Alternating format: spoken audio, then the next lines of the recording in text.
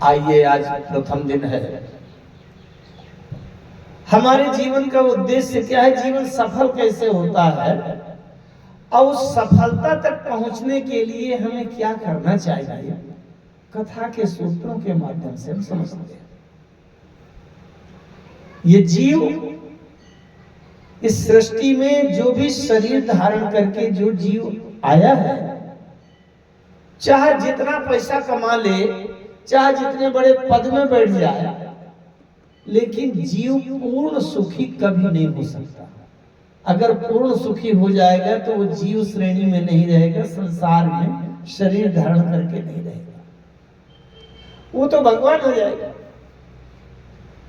चाहे जिस प्रकार से देखें, किसी के पास धन बहुत है लेकिन लड़का नहीं है, पुत्र नहीं है, परिवार में है, तो वो भी आपके कहने के अनुसार नहीं चलता। आपके शरीर में रोग है या कोई तमाम चिंता है, स्वास्थ्य ठीक नहीं रहता, कहने का मतलब इस संसार में कोई पूर्ण सुखी नहीं रह सकता। पूर्ण सुखी कब होता है? बोले सरिता जल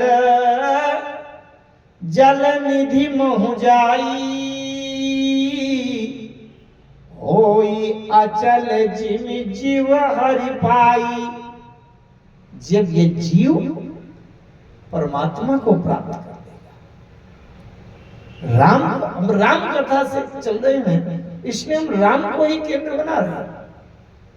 जब शिव पुराण की कथा कहेंगे तो शिव जी को केंद्र बनाकर, ये है सभी के ही ईश्वर के जितने विग्रह हैं, चाहे दुर्गा जी के रूप में हो और चाहे भगवान कृष्ण हो, है सभी के। राम जी हैं, राम जी के नाम की विशेषता क्या है?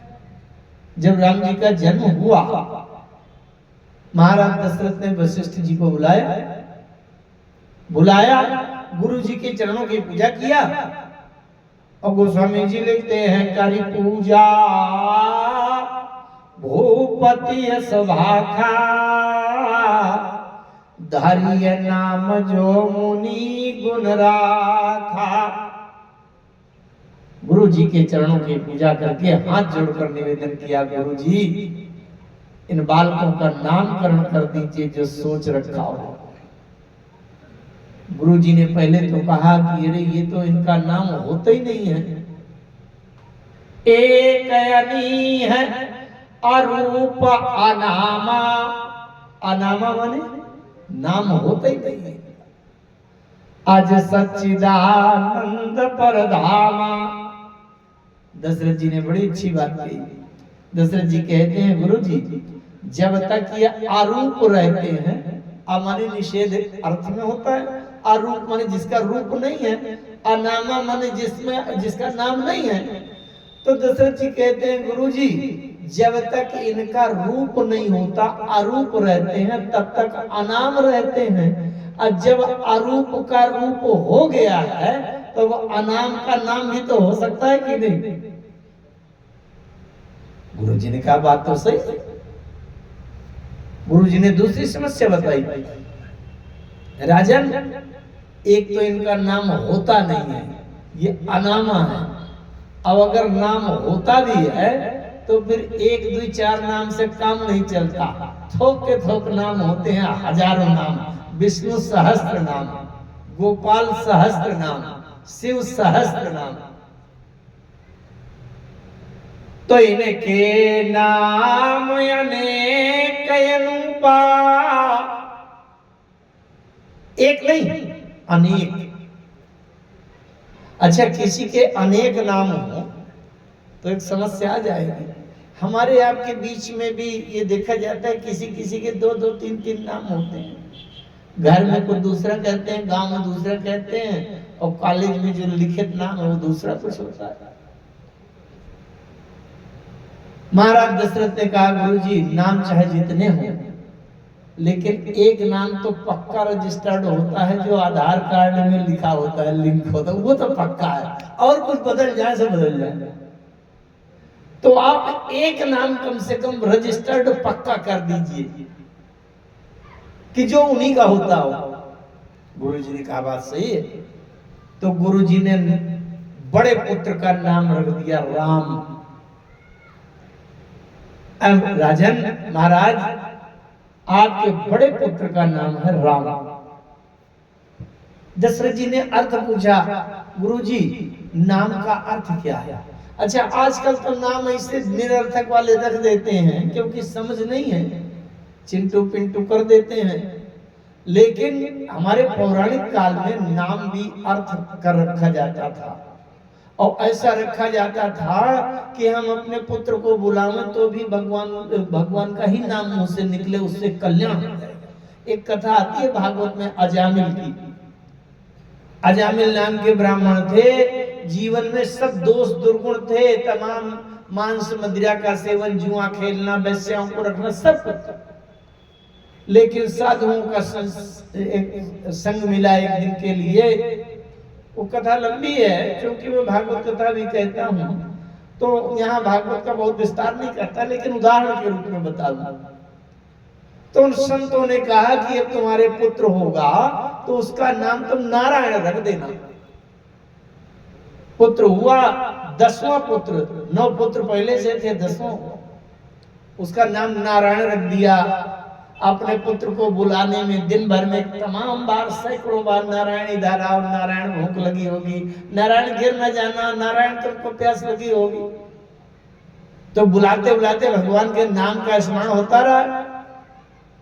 और मृत्यु का समय निकट आया, जब अंतिम श्वास आई तो उन्होंने अपने पुत्र से कहा, अरे नारायण जल्दी दौड़ के आओ, जल्दी दौड़ के आओ, मेरे छाती में दर्द हो रहा है, हृदय धड़क रहा है, घबराहट हो रही है। तो ये नारायण तो खेलते हुए को देर लगा दिया, लेकिन वो नारायण दौड़ के आ गया। वो नारायण ने अपने पार्षदों को भेजा और उनका मोक्ष हो गया। कैसे हो गया? कुछ किया क्या? कुछ नहीं किया, केवल मुंह से भगवान का नाम निकलता। तो जब राम नाम रखा तो दशरथ जी ने नाम का अर्थ पूछा। पहले परंपरा थी, जो लोग रामायण पढ़ते हैं वो लोग समझ जाएंगे। जब प्रताप भानु राजा भटक गया था, जंगल में पहुंचा था और वहां एक कपटी मुनि मिले और उन्होंने अपना नाम बताया, नाम हमारे एक तनु भाई। तो प्रताप भानु ने पूछा था, काहु नाम करे अर्थ बखानी, मोहि सेवक अतियापन जानी। तो नाम का अर्थ भी होना चाहिए। दशरथ जी ने गुरु जी से नाम का अर्थ पूछा। बोले, गुरु जी राम तो नाम रख दिया आपने, लेकिन नाम का अर्थ क्या है? गुरु जी कह रहे हैं, जो आनंद सिंधु सुख राशि, सी करते त्रैलोक सुपासी। ध्यान से समझिएगा बात को, और अगर ये बात समझ में आ जाएगी तो महत्व समझ में आ जाएगा। गुरु जी कह रहे हैं कि राम नाम का अर्थ क्या होता है, राम शब्द का अर्थ क्या होता है? जो आनंद सिंधु, आनंद का जो महासागर है, हम लोग जीवन में एक बूंद आनंद के लिए तरस रहे हैं, और जिसके पास आनंद का महासागर है, जो आनंद सिंधु। अच्छा, आनंद सिंधु क्यों कहा? इसलिए कि जैसे अगर 2-4 लीटर आनंद होता, हमारे आपके घरों में 2 लीटर 3 लीटर दूध रखा है कि कोई 5 लोग 10 लोग आ गए चाय पीने को शाम को, तो रखे रहे। अच्छा ठीक है, रखे तो हो, लेकिन कथा सुनने चले आए हैं, माताएं चली आई हैं, अब वहां किचन में बिल्ली घुस गई, उसने लुढ़का दिया, लौट के पहुंचोगे तो कहां से मिलेगा? इसलिए लीटर 2 लीटर 4 लीटर का कोई ठिकाना नहीं, कब नाली में लुढ़क जाए, कब दूध खराब हो जाए। अच्छा, अगर कोई राम जी के पास मान लीजिए 2-4 हजार लीटर का कोई टैंकर होता, जैसे पानी का टैंकर होता है, आनंद वाला टैंकर होता, उसमें 4-5 हजार लीटर टैंक भरा है आनंद, तो जो लोग बुराई मानते थे, कुछ लोग चिढ़ने वाले होते हैं ना, ईर्ष्या करते हैं, वो रात में चुपचाप टैंकर की कैपे खोल लिया थी तो बह जाता नाली में कि नहीं। इसलिए जो आनंद सिंधु, आनंद का महासागर है। अच्छा, किसी के पास 10 लीटर दूध रखा है तो आदमी मौका मिल जाए तो चुरा ले जाएगा, लेकिन अगर कोई किसी को कहे कि तुम प्रशांत महासागर का पानी चुरा ले जाओ, कहाँ लेके जाएगा कोई? इतनी बड़ी जगह है ही नहीं किसी के पास कि समुद्र का पानी चुरा के भर ले अपने घर के टंकी में, कहाँ ले जाएगा? अच्छा, चौथी बात देखो आप, अगर राम जी के पास 10-20 हजार लीटर केवल आनंद होता तो जाने कितने युगों से आनंद बांट रहे हैं। जो लोग राम जी के भक्त हैं दरवाजे पर पहुंच गए, अब वैसे झोली फैलाए खड़े हैं तो एक एक बूंद टपका रहे हैं, लोग आनंद चाट रहे हैं। अच्छा, एक बूंद टपकाते हैं तो कई युगांतर बीत गए, तो आज जब हमारा नंबर आया तो उधर से अब आवाज आ जाती कि भैया राम जी के पास आनंद का स्टॉक खत्म है। अब खत्म है तो हम काहे के लिए हाथ जोड़े खड़े रहते? अरे जब आनंद खत्म है तो क्या मतलब? इसलिए राम जी के पास आनंद का महासागर भरा है कि चाहे जितने युगों तक आनंद देते रहे, कभी आनंद का स्टॉक खत्म होने की नौबत ना। जो आनंद सिंधु सुख राशि और सीकरते त्रैलोक सुपासी। ये सीकरते त्रैलोक सुपासी क्या है? सीकर कहते हैं कि जैसे बूंद जो होता है ना, गिलास में पानी भरा हो उसमें उंगली डुबाओ और उंगली बाहर निकालो तो उंगली के नीचे जितना पानी लटकता है और टपक जाता है उसको बूंद कहते हैं, है ना? और सिर का बाल उखाड़ है और सिर के बाल को पानी में डुबाओ है और उसके बाद निकालने के बाद 3 बार पूरी ताकत लगाकर ऐसे ऐसे झटक दें 3 बार, और उसके झटकने के बाद भी जो उसमें पानी की मात्रा लगी रह जाए बाल की नोक में, उसको कहते हैं लव, उसको कहते हैं सीकर। इतना माने राम जी के पास जो आनंद का महासागर है उसमें इतना गाढ़ापन है। अंग्रेजी के शब्द में कहूं तो कंसंट्रेशन इतना है, क्योंकि मैं आप लोगों को मालूम होगा शायद, मैं परंपरागत केवल कथावाचक नहीं हूं, मैं एक वैज्ञानिक हूं। I am scientist, well highly educated, English medium, BSc in 1970। Physics, chemistry, math ये मैं भी पढ़ा देता हूं। उसके दृष्टि से उन शब्दों से देखें, डाइल्यूट होता है जिसको फीका कर दिया गया, पानी मिला के, मट्ठा में पानी मिला दिया, दूध में पानी मिला दिया, डाइल्यूट हो गया। और जो कंसंट्रेट है माने गाढ़ा है। ज्यादा अंग्रेजी शब्द बोलता नहीं हूं, लेकिन अभी ये बात बताने के लिए कह दिया, क्योंकि यहाँ पर स्कूल और विद्यालय के प्रबंधक के आचार्य लोग भी शिक्षित बैठे हैं, इसलिए बोल दिया जाए। मैं ये कह रहा था कि राम जी के पास जो आनंद है, महासागर भरा है, तो ऐसा नहीं कि फीका वाला हो, इतना गाढ़ा है कि सीकरते त्रैलोक सुपासी। जरा सी एक बूंद का एक अंश अगर टपका दें तो तीनों लोग आनंद में डूब जाता है, आनंद में। यद्यपि उन चौपाइयों का अर्थ तो अभी आगे जाएगा, लेकिन मैंने जहां से शुरू किया था वहां से फिर मैं आपको लौटाऊं, वो बात समझ में आ गई, इसलिए मैं इस चर्चा को फिर लौटा रहा हूं। हमारे जीवन में सुख और आनंद नहीं है, प्रयास कर रहे हैं। कुछ लोग पैसा को बहुत ज्यादा सुख का साधन मानते हैं, तो कुछ लोग धन इकट्ठा कर रहे हैं। कुछ लोग सोचते हैं कि रे पैसा से कुछ नहीं होता, जब तक हम मंत्री मिनिस्टर न बन जाए तो मजा नहीं आएगा। तो कुछ लोग चुनाव जीत रहे हैं,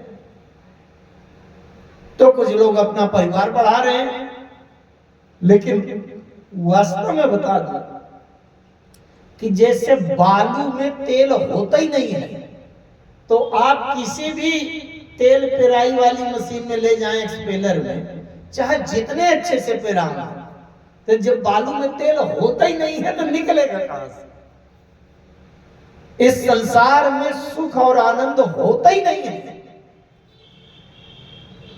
बारी मथे घृत होय बरु, सिकता ते बरु तेल।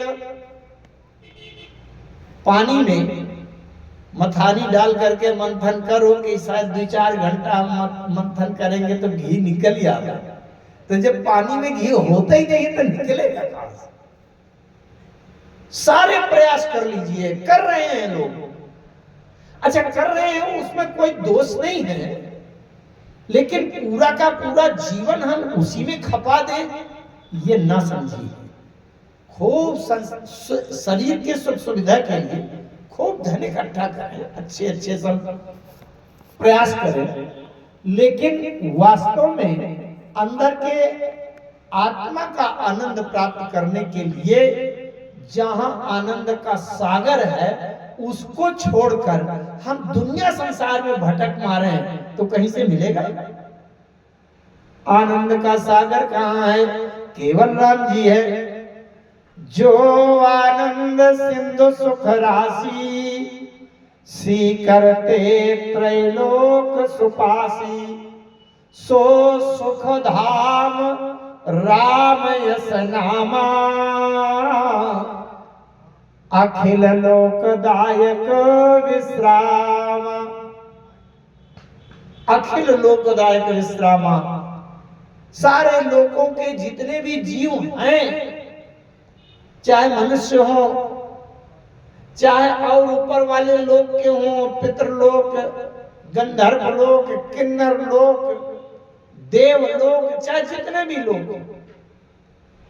और चाहे निम्न तिर्यक योनि के हों, कीट पतंगे, पशु पक्षी हों, लेकिन अगर आनंद मिलेगा, विश्राम मिलेगा तो केवल राम के चरणों में समर्पण से मिलेगा, और कहीं होता ही नहीं।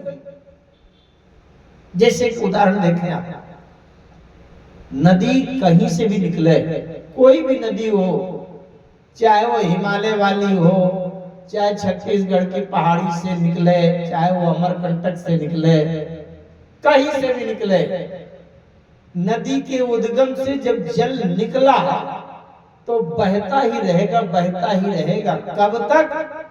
जब तक वो समुद्र में विलीन न हो जाएगी नदी। इसका मतलब समुद्र में बहता हुआ जल तभी स्थिर होगा जब महासागर में, समुद्र में मिल जाए, फिर वहां से कहीं नहीं जाना।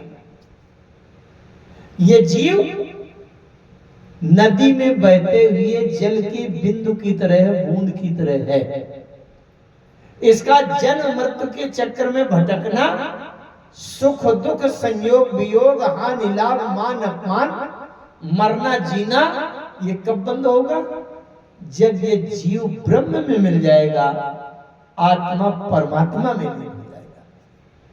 और इसके लिए मनुष्य से अच्छा बुद्धिमान अब कोई शरीर नहीं होता, विवेकवान विचारवान। कभी कभी मैं कथा में कोई सारगर्भित बात ज्यादा ले लेता हूं तो कहीं कहीं लोग कहने लगते हैं महाराज जी बहुत कठिन न बोलिए। तो मैं जानबूझकर तो कठिन नहीं बोलता, लेकिन मैं केवल हंसी मनोरंजन कभी करा भी नहीं सकता। मेरी प्रतिज्ञा है ये।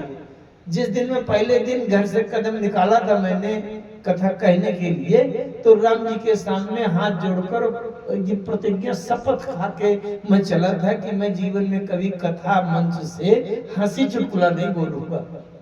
ये मेरी प्रतिज्ञा है।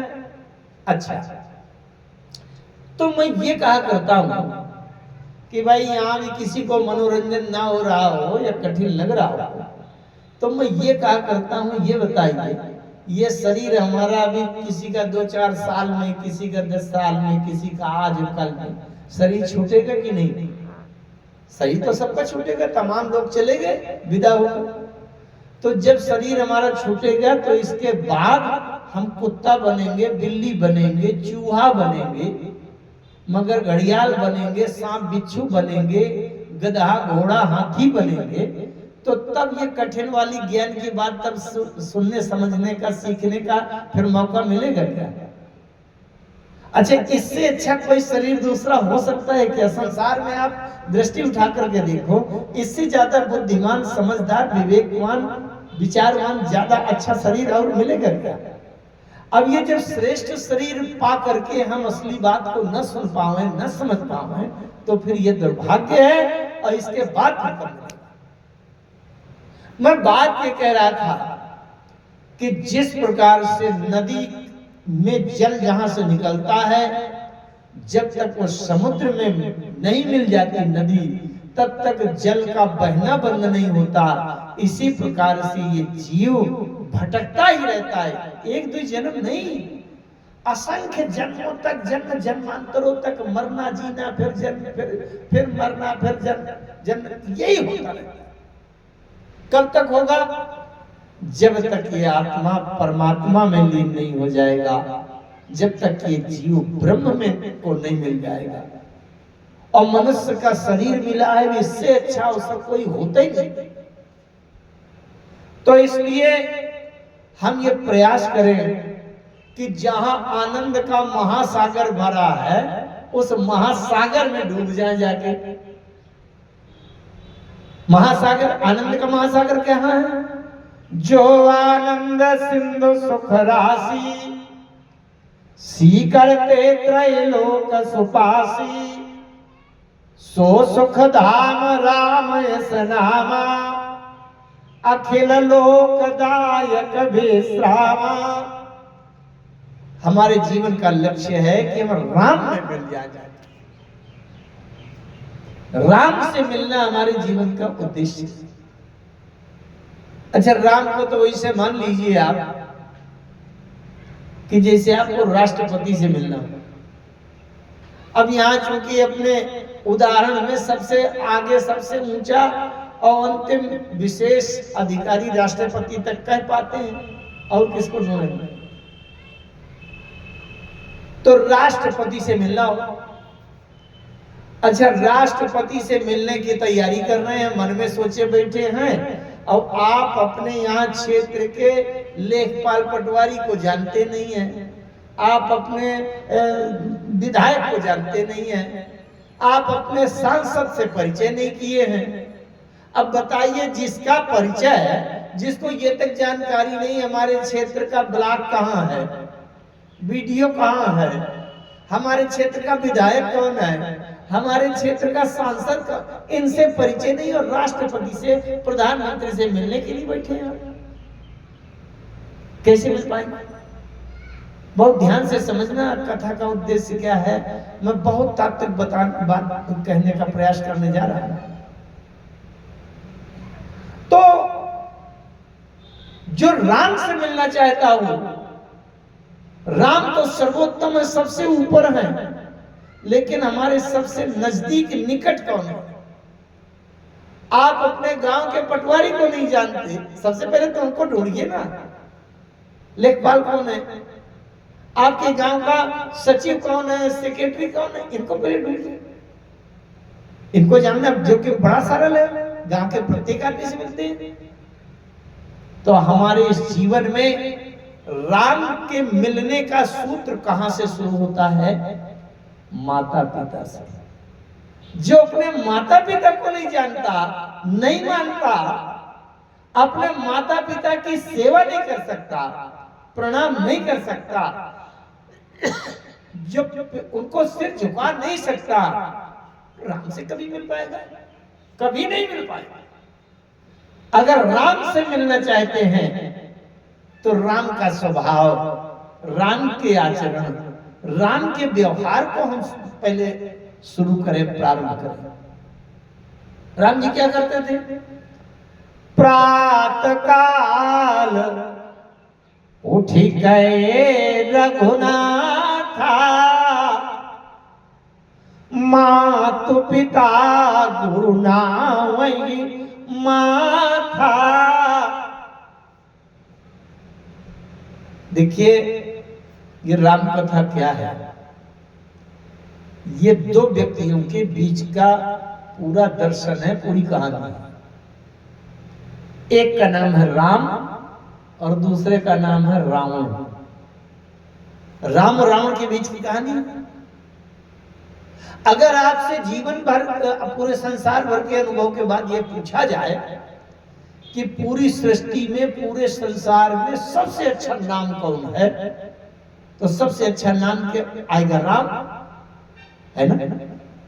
और अगर किसी से पूछा जाए कि सबसे खराब, सबसे ज्यादा कष्ट देने वाला पापी दुष्ट दुराचारी कठोर हृदय वाला कौन है, तो नाम आएगा रावण। समझ रहे हैं? इसका मतलब उच्चतम स्थिति में, हाईएस्ट स्थिति में राम और सबसे निम्नतम मिनिमम नीचे से नीचे दुष्ट के पराकाष्ठा में रावण है। ऊपर अच्छाई के रूप में राम और बुराई के रूप में रावण, इन दो के बीच में पूरा संसार भरा है। हम लोग भी उसी बीच में हैं।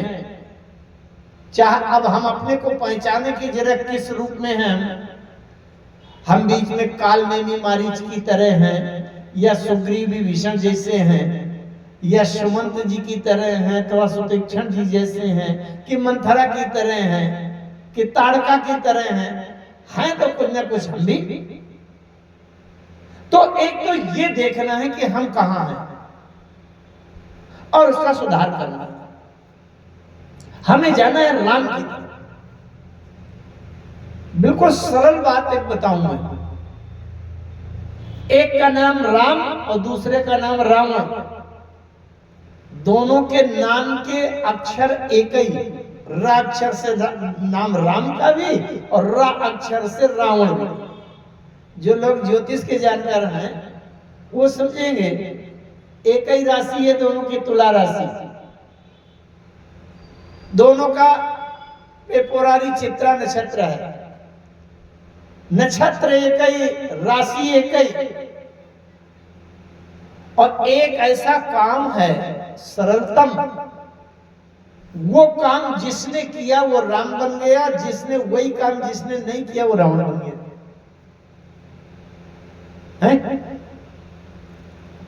अच्छा, वो काम इस संसार में सबसे सरल है, उससे सरल और कोई काम होता नहीं। वो काम क्या है? जैसे कोई सुबह सुबह एकदम जब जागता है, नींद खुलती है, तो जिसको जो चीज बहुत जरूरी होती है, बड़ी आदत होती है, उसकी तलब लगी है, तो सबसे पहले वही चीज मांगता है। किसी किसी को चाय पीने की बड़ी आदत होती है, सुबह सुबह आंख खोली और जल्दी कहता है चाय लाओ, मेरा सिर दर्द करने लगा, पहले चाय। राम जी जब जागते थे तो चाय नहीं मांगते थे, क्या करते थे? प्रातः काल उठ गए रघुनाथा, मातु पिता गुरु नावहि माथा। जो परब्रह्म परमात्मा है, सर्वेश्वर है, सर्वाधार है, सबके ऊपर है, ब्रह्मा विष्णु महेश भी जिनके अंश से निकल जाते हैं उनके ऊपर के हैं। और वो भी जब प्रातः काल उनकी आंख खुलती है तो सबसे पहले माता पिता और गुरु के चरणों में सिर रख करके प्रणाम करते हैं। यहां से शुरुआत।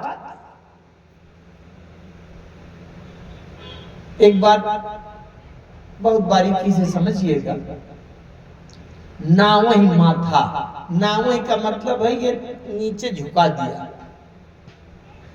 तो इससे सरल काम कुछ हो नहीं सकता। नीचे अगर लुढ़क जाए ये गर्दन और उसको ऊपर उठाना हो हो सकता है थोड़ा सा बल लगाना पड़े।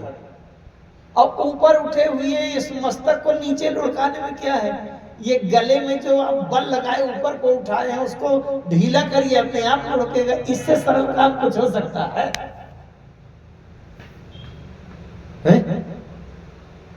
अब माता पिता, अगर कोई ये कहे कि आपके जो हरिद्वार में गुरुजी रहते हैं उनको रोज प्रणाम करने जाया करिए, तो कठिन काम हो सकता है। यहाँ से 10 किलोमीटर दूर जो कोई रहता है उसको कह दिया जाए कि उसको प्रणाम करिए, वो तो कठिन भी हो सकता है। और माता पिता जो आपके घर ही में बैठे हैं, यहां से शुरुआत। प्रातः काल, अच्छा राम में रावण में एक ही अंतर है, जो माता पिता गुरुजन देवी देवताओं को सिर झुकाकर चरणों में सिर रख करके प्रणाम करे वो राम, अजो मां नहीं मात पिता नहीं देवा, साधन सन करवा वही सेवा, और जिनके यह आचरण भवानी, ते जानहु निशिचर सब प्राणी। रावण के जीवन का यही एक रिकॉर्ड है कि रावण ने कभी किसी को सिर नहीं झुकाया, न माता पिता को झुकाया न गुरु को झुकाया। इसका मतलब माता पिता गुरुजनों के चरणों में जो सिर को झुकावे वो राम, और जो अपने माता पिता गुरुजन देवी देवताओं को सिर न झुकावे वो रावण। अभी तो बिल्कुल स्पष्ट बात है कि आप राम के पक्ष में पार्टी में जाना चाहते हैं कि रावण की तरफ? कितने लोग ऐसे हैं जो राम की तरफ जाना चाहते हैं? बात समझ नहीं आ रही? मैं आपसे बड़ी विनम्रता पूर्वक हाथ जोड़कर एक बात कहूं, हाथ जोड़कर, संकोच मत करिए। मेरा हाथ जोड़ना भी अगर किसी के हृदय में ये विचार उत्पन्न कर दे तो मेरा हाथ जोड़ना सार्थक है। अगर आप राम बनना चाहते हैं, राम के निकट जाना चाहते हैं, राम से मिलना चाहते हैं, तो जीवन में और कुछ कर पाओ या न कर पाओ, आज से प्रतिज्ञा कर लो इस बात का कि हम सुबह शाम अपने माता पिता गुरुजन माने बड़े बुजुर्ग, उनके चरणों में सिर रख करके प्रणाम अवश्य करेंगे। आज से प्रतिज्ञा कर लीजिए, आपकी पूरी राम कथा आपके जीवन में उतर जाएगी। और ये कुछ दिन करके देखिए, आप निश्चित है, मेरा दावा है कि आप राम के पीछे, राम के निकट खड़े आप अपने को पाएंगे कि हम राम के नजदीक पहुंचे। मैं देवियों से, बहुओं से, बहन बेटियों से भी कह रहा हूं कि आप भी अपनी सासू माँ को प्रणाम करें, जो बहुएं हैं, सुबह शाम। एक जगह मैं कह रहा था यही बात, तो एक कोई देवी बोली कि गुरुजी हम तो सासू माँ को प्रणाम करने जाते हैं, लेकिन सासू माँ की आदत बड़ी खराब है। जब हम जाते हैं तो अपना मुंह घुमा लेती हैं, पैर छुपा लेती हैं साड़ी में। तो मैंने कहा देवी, सासू माँ की आदत खराब है, खराब रहने दो, तुम अपनी आदत तो न खराब करो। और ये पक्की बात है, अगर किसी बात से नाराज है, गुस्सा है सास माँ, और प्रणाम करने गई हो तो 1 दिन, 2 दिन, 4 दिन, 5 दिन मुंह घुमा लेंगी, पैर छुपा लेंगी, लेकिन 10वें दिन निश्चित है, पक्का, और कुछ भी ना करो, प्रणाम करने रोज जाओ, 10वें दिन वो पैर नहीं छुपाएंगी, ये पक्की बात है। और 15वां दिन तब होगा जब उनके मुंह से धीरे से निकल जाएगा कि सुखी रहो, सौभाग्यवती रहो। अगर 15 दिन केवल प्रणाम करने से अगर वो सास गुस्सा जो थी वो अगर प्रसन्न हो गई हैं, तो समझ लेना महामाया जगदम्बा प्रसन्न हो गई तुम्हारे ऊपर। और अगर आप अपने घर की देवी को, माँ को और माता पिता को प्रसन्न नहीं कर पा रहे, तो आप चाहे जितना बड़ा प्रयास कर लीजिए, कभी जीवन में आप सुखी संतुष्ट नहीं हो पाएंगे। बात ये तो सबसे पहली शिक्षा ये कि हम राम के पास पहुंचना चाहते हैं, तो राम के जैसा एक लक्षण तो आवे। और मैं एक बात ये कहूंगा कि राम जी ने पूरी रामायण में, पूरी रामचरितमानस में और कोई काम नहीं किया। ध्यान से समझना, और इन्हीं बातों का विस्तार होता जाएगा। राम जी ने एक भी काम नहीं किया, केवल ये सिर झुकाने के अलावा और कुछ नहीं हुआ। मैं आपको पूरे मानस के प्रमाण दूंगा और इसी में कथा चलती जाएगी कि राम जी ने दूसरा और कोई काम नहीं किया, केवल माता पिता गुरुजन देवी देवताओं को केवल सिर झुकाया है, और बाकी जो असंभव काम थे वो असंभव काम भी अपने आप होते चले गए हैं। ये राम जी के जीवन का ये आचरण का प्रमाण, इसको हम देखेंगे। तो मेरा विषय ये था आज का, हम चूंकि दुखी हैं, संसार में कोई पूर्ण सुखी कोई नहीं है।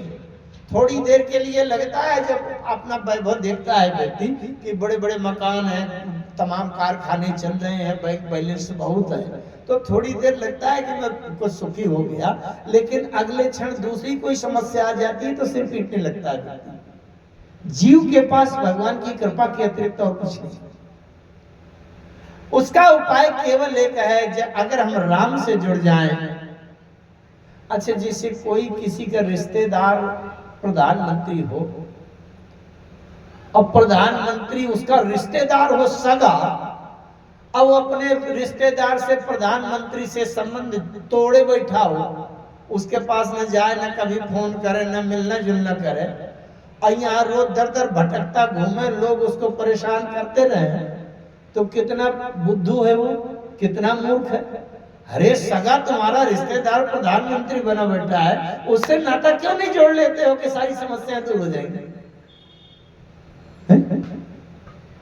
तो आप सबसे पहले राम को अपना माने।